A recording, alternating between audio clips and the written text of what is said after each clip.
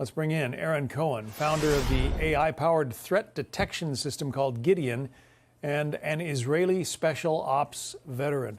Give us your assessment of what it is that Israel was able to pull off in this surprise attack against Iran, and how much longer do these attacks go on, do you think, Aaron? Well, it's a good question. I want to talk about the infiltration, the deep coordinated infiltration by Israel's intelligence apparatus, Mossad. This wasn't just a strike. This was a deeply coordinated operation, which has been years in the planning. And Mossad operatives were inside Iran long before the airstrikes.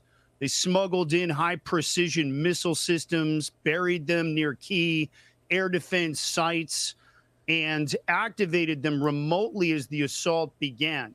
Then Israeli teams used covert launch platforms hidden in civilian trucks to destroy Iranian radar and SAMs from inside the country, just outside of Tehran. And then there was a drone base that Israel put together. The Mossad staged a functional drone launch site near Tehran and used it to wipe out SAMs and different assets and obliterate the Asfajabad overnight. That's their one of their key missile bases. This is years in the making. Deep cover teams, full logistical coordination, and total operational control. And so my take is this is psychological warfare, going after those generals, eliminating 20 of the top generals. And it tells the regime, Israel's already here, and we know where you sleep, and we don't miss. So tremendous psychological blow. I think it's only a matter of a week or two until Israel completely demolishes this regime. And I hope the Iranian people stand up and hit the streets and take back their country. Israel's paving the way for them, and Israel stands behind the people of Iran. So you're saying that many of the munitions that were launched against Iran came from within Iran itself, material that was hidden there in advance by Israeli agents?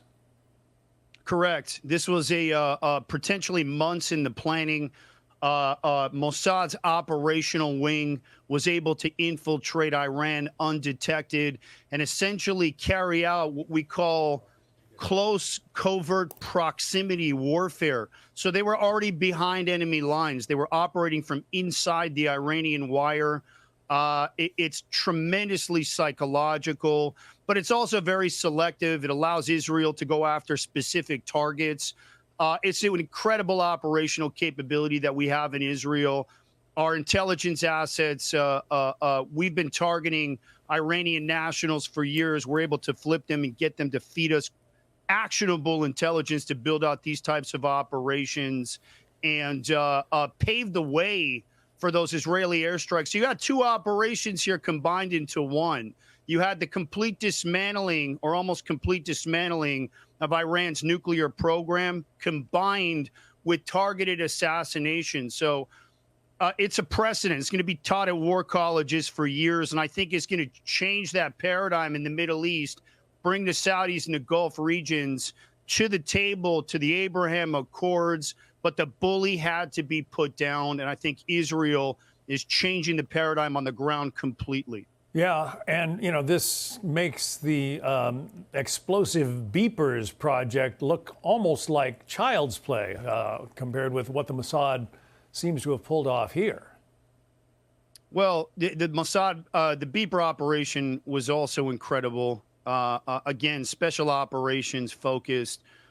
All of it matters. All of it designed to weaken Iran's terror proxies. The beepers obviously was Hezbollah. I mean, look, Israel's talent and their skill in the intelligence warfare space has always been their ability to be able to create very elaborate productions in areas of operation.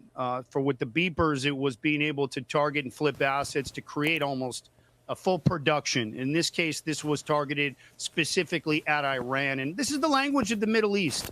You know, in Hebrew, we say, and the language is strength. President Trump understands it, and I think he allowed Israel off the leash day 61.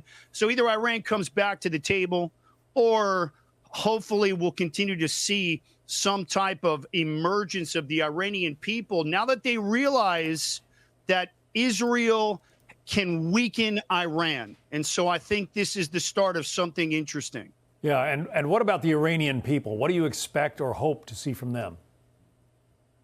I hope they hit the streets. I hope we see a revolution. I hope they see that Israel's behind them and that Iran is weakened and that the Iranian IRGC cannot protect them. And therefore, they now have the courage to stand up, hit the streets, revolt, and cause enough chaos to take the IRGC down. Those are my prayers. And I want the Iranian people to know that we stand with you and we stand with democracy and we stand with the Iranians. And so I'm pulling for them. I hope they rise.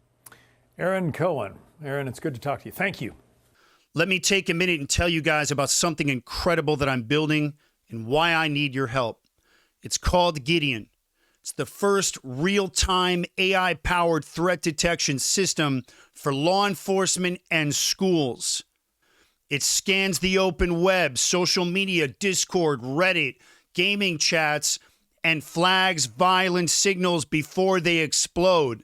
We're talking about radicalization, grievance buildup, martyrdom language, the exact warning signs we've seen before Uvalde, Buffalo, and the D.C. embassy murders. And right now, there's no system catching it. So I'm building it. And I'm asking you, my audience, the people who care, to help me fund it.